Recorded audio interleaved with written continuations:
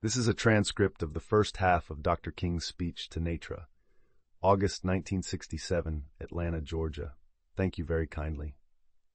Mr. Chairman, members of this very fine organization, the National Association of TV and Radio Announcers, distinguished guests, ladies and gentlemen, I may now pause to say how very delighted I am to be here this evening and to share with you in your annual convention.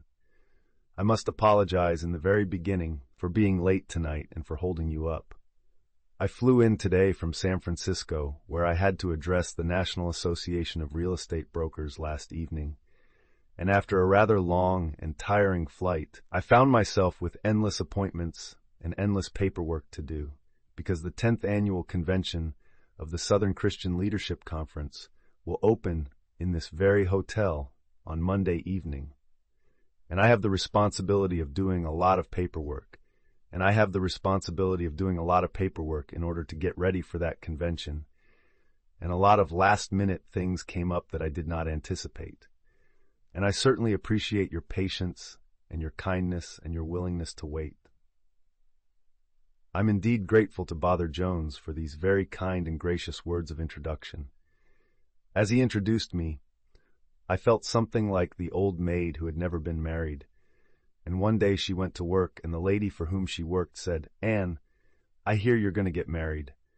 She said, "No, I'm not going to get married, but thank God for the rumor." Now I know that all these marvelous things that have been said about me can't be true, but thank God for the rumor. I value this special opportunity to address you this evening, for in my years of struggle, both North and South, I have come to appreciate the role which the radio announcer plays in the life of our people. For better or for worse, you are opinion makers in the community, and it is important that you remain aware of the power which is potential in your vocation. The masses are almost totally dependent on the radio as their means of relating to the society at large. They do not read newspapers through jet to their needs, but to upper-class America, one only need recall the Watts tragedy and the quick adoption of the "Burn, Baby, Burn" slogan. Influence of the radio announcer on the community. But while the establishment was quick to blame the tragedy of Watts most unjustly on the slogan of Magnificent Montague, it has not been ready to acknowledge all of the positive features which grow out of your contribution to the community. No one knows the importance of Tall Paul White and the massive nonviolent demonstrations of the youth of Birmingham in 1963. All the funds raised by Purvis Spann for the Mississippi Summer Project of 1964, or the consistent fundraising and voter education done for the Southern Christian Leadership Conference and the Civil Rights Movement by Georgia Wood, my good friend from Philadelphia. Tonight, I want to say thank you, not just to these few, but to all of you who have given leadership to our people in thousands of unknown and unsung ways. We certainly would not have come so far without your support. In a real sense, you have paved the way for social and political change by creating a powerful cultural bridge between black and white. School integration is much easier now that they share a common music, a common language, and enjoy the same dances. You introduced youth to that music and created the language of soul and promoted the dance which now sweeps across race, class, and nation. It is quite amazing to me to hear the joyful rhythms which I found time to enjoy as a youth here in Atlanta years ago, coming back across the Atlantic with an English accent, or to see the Senator Javits and the Senator Kennedy lost in the dances which we created. Yes, you have taken the power which old Sam had buried deep in his soul, and through our amazing technology, performed a cultural conquest that surpasses even Alexander the Great and the culture of classical Greece. But my brothers and my sisters, we're only beginning. We still have a long, long way to go, and I would like to share with you the burden on my heart about the problems which still confront us. And if I would use a subject for what I would like to say to you this evening, I would call it transforming a neighborhood into a brotherhood. And I want to try to tell you the truth tonight. I want to speak honestly and frankly about many problems that we face in our nation and that we face in the world, for America needs to hear the truth at this time. And I still believe that freedom is the bonus you receive for telling the truth. As Jesus said, "Ye shall know the truth, and the truth shall make you free," transforming a neighborhood into a brotherhood. Now there can be no gains of the fact that America has brought the nation and the world to an awe-inspiring threshold of the future. We've built machines that think, and built machines that peer into the unfathomable ranges of interstellar space. We've built gargantuan bridges to span the seas and gigantic buildings to kiss the skies. Through our airplanes, we've logged distance and placed time in chains, and our jet planes have literally compressed time in minutes. Distances that once took weeks and months. Bob Hope talked about this new jet age in which we live once. He said it is an age to stop flight from Los Angeles, California to New York City, a distance of about 3,000 miles. And if on taking off in Los Angeles you develop hiccups, you will hic in Los Angeles and cup in New York City. You know it is possible, because of the time difference, to take a non-stop flight from Tokyo, Japan on Sunday morning and arrive in Seattle, Washington the preceding Saturday night. And when your friends meet you at the airport and ask when you left Tokyo, you will have to say, "I left tomorrow." This is what our nation has done through the invention of the Wright brothers, right on down to the present day. Yes, through our spaceships, we've literally carved highways through the stratosphere. Through our submarines, we've penetrated oceanic depths. All of this is a dazzling picture of modern man's scientific and technological progress. But what I want to say to you tonight, my friends, is that when we look to the other side, something basic is missing. We suffer from a kind of poverty of the spirit, which stands in glaring contrast to our scientific and technological abundance. We've learned to swim the seas like fish and to fly the air like birds, and yet we have not learned the simple art of walking the earth as brothers and sisters. And this is the great dilemma facing America. And you know, it comes to this point now, we must all learn to live together as brothers, or we will all perish together as fools. Now, there are 3 things that we must deal with, and we're going to transform this neighborhood into a brotherhood. We've got to deal with the problem of racism.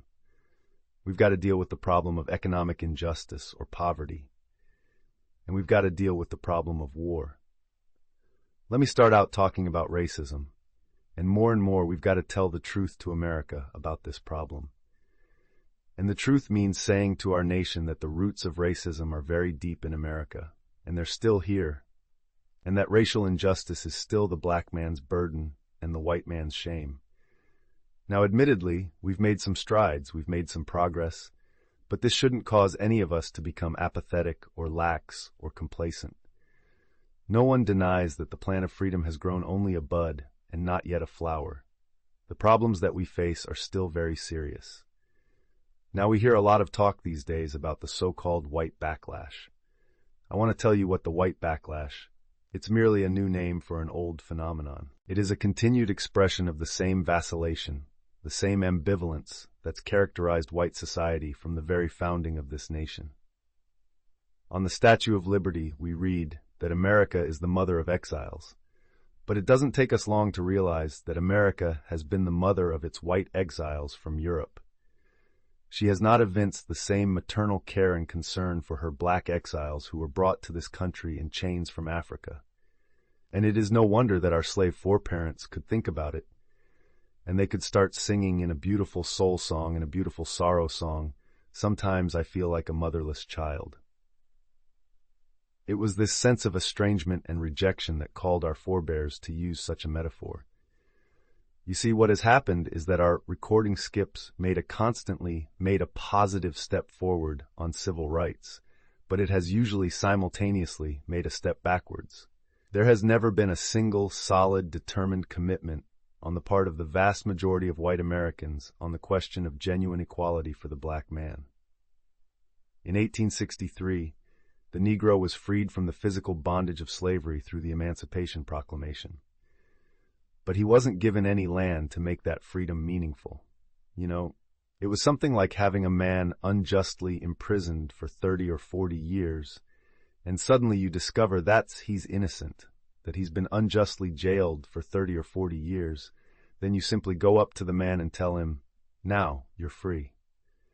But you don't give him any bus fare to get to town. You don't give him any money to buy any clothes to put on his back. You don't give him any money to get on his feet so that he can rise up once more as a man. But this is what happens to the black man in America, and we must remember this, that at the very same time America refused to give the black man anything, they said you're free. He was left penniless, illiterate, standing out in a situation, not knowing what to do or where to go.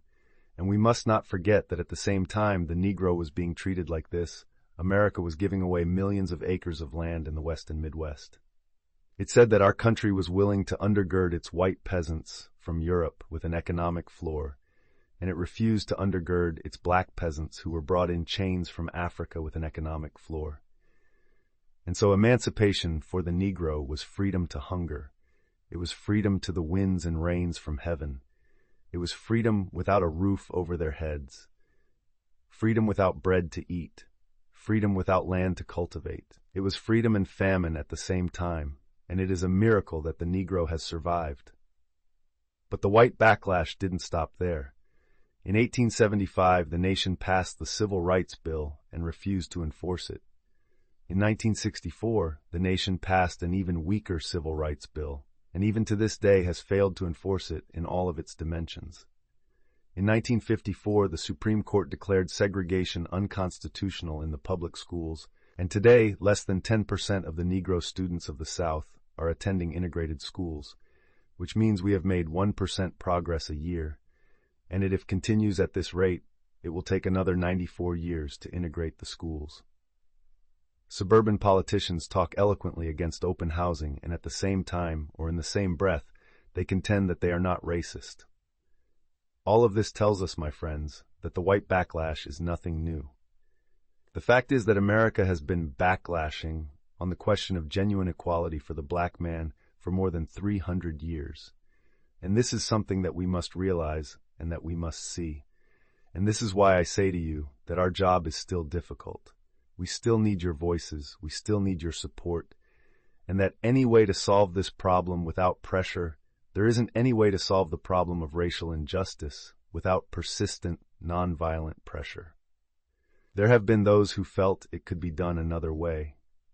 There have been those who felt it could be done another way. There is a great man in our history, and I did not come to you to criticize him tonight, because I think he was a sincere man. His name was Booker T. Washington. Mr. Washington believed that the problem could be solved through pressure-less persuasion. He sincerely felt that.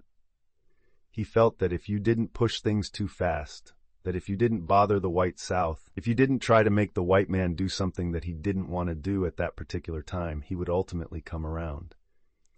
Mr. Washington sincerely felt this, but he misread history. He did follow that approach. He started saying everything that the white people wanted to hear. He was honored for it. He was called a responsible leader. I'm always a little worried when I'm referred to as a responsible leader, because so often, when some people call you responsible leader, they're really telling you that you are a leader who will not tell the truth on behalf of your people. So often they mean that you are a leader more concerned about your budget than you are concerned about the freedom of your people. So often they really mean that you are a leader willing to say to the white power structure what they want to hear, rather than what they ought to hear. Booker T. Washington went on with the notion of pressure-less persuasion, and the reactionary forces of the white South used that only to plunge deeper into the oppression of the Negro. He told us to let our buckets down where were, and the problem was that there wasn't much water in the well. And somewhere we must come to see that we must rise up and stand on our own 2 feet and say to our white brothers that we are determined to be men. This is what the movement is saying. We're somebody. We are determined to gain our freedom, and we are going to start with ourselves by freeing our own psyche, our own souls. This is where we've got to start first. For you see, in the final analysis, if we're going to be truly free, nobody else can do that for us. No Lincolnian Emancipation Proclamation can do that for us. No Johnsonian Civil Rights Bill. If we're going to be truly free, we must reach down into the inner depths of our being and sign with the pen and ink of assertive manhood our own Emancipation Proclamation. And we must come to say, yes, I'm black. I'm black but beautiful. I'm somebody. I have a rich and noble heritage, however exploited and painful it has been, and I've made a contribution to this issue.